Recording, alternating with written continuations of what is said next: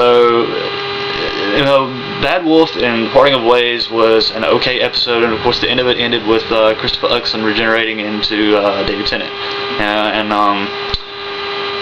That was one of the things I was looking forward to when I first watched that episode, was the regeneration, because I knew it was going to be the first regeneration we'd had since Sylvester McCoy regenerated to Paul McGann, and this would be the first regeneration that new viewers would have ever seen, and I thought the regeneration was handled pretty well, except for, of course, the tearjerker pulling the strings heart scene, because Rose is all upset because the doctor's leaving, or changing or whatever.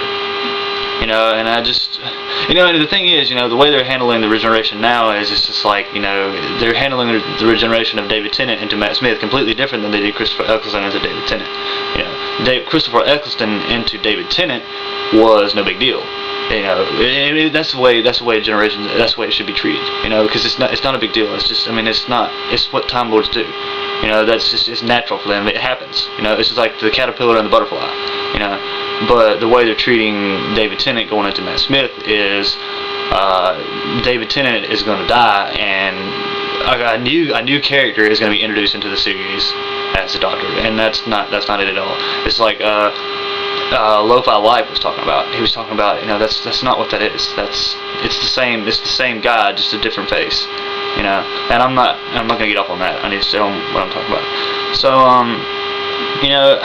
I kind of got mixed feelings about Bad Wolf and the Parting of Ways. I really don't know whether to label that a good episode or a bad one. Because there was just so many elements, there were so many things that were so typical of Russell T Davies in that episode. And it's just like I said, my biggest complaint about the episode was like his knack for having these apocalyptic themes, like this every series finale was this end of the world kind of thing deal, where at the end of the first part you were struck with a sense of hopelessness, and defeat, and there was no hope for mankind, and blah blah blah, and then you have to deal with that throughout the whole second part, and then in the last 10 minutes of the episode, it gets solved magically somehow, and it's just like something yanked right out of Harry Potter or Lord of the Rings or something, and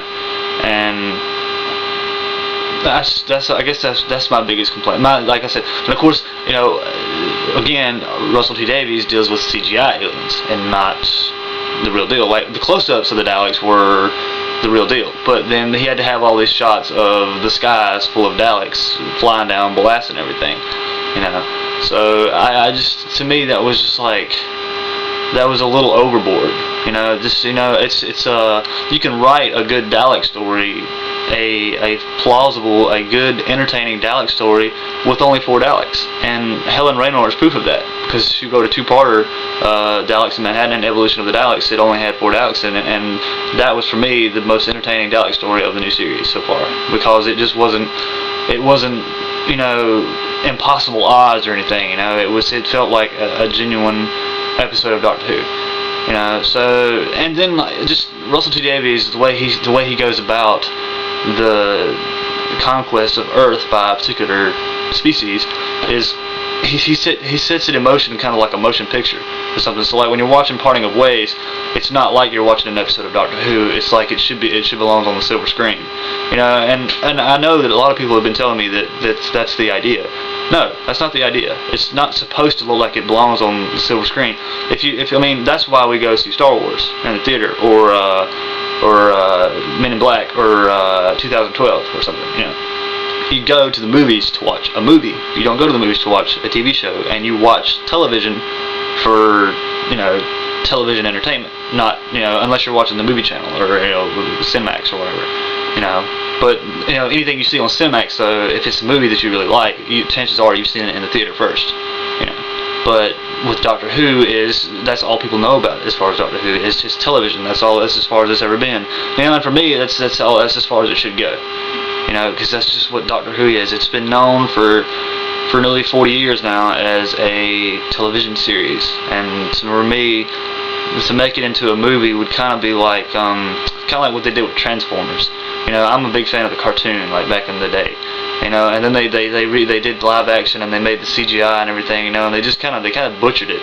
And then they were good movies, but it wasn't what the movie was not what about the TV series was about. It was completely a whole different take on Transformers. So I don't know. I really don't know where to say that was a good episode or a bad episode. Bad Wolf and Parting Ways. I did like that it was another two-parter and we got a cliffhanger. But for me, that two-parter, the bad things about that episode outweigh the good things. You know, so it's from a broader perspective, it's just what we've come to expect from Russell T Davies, because that's what nearly all of his two-parters ended up being, was like what Parting Ways was like. So thanks for watching, and I should have the first review of The Christmas Invasion, which was the first special, up soon.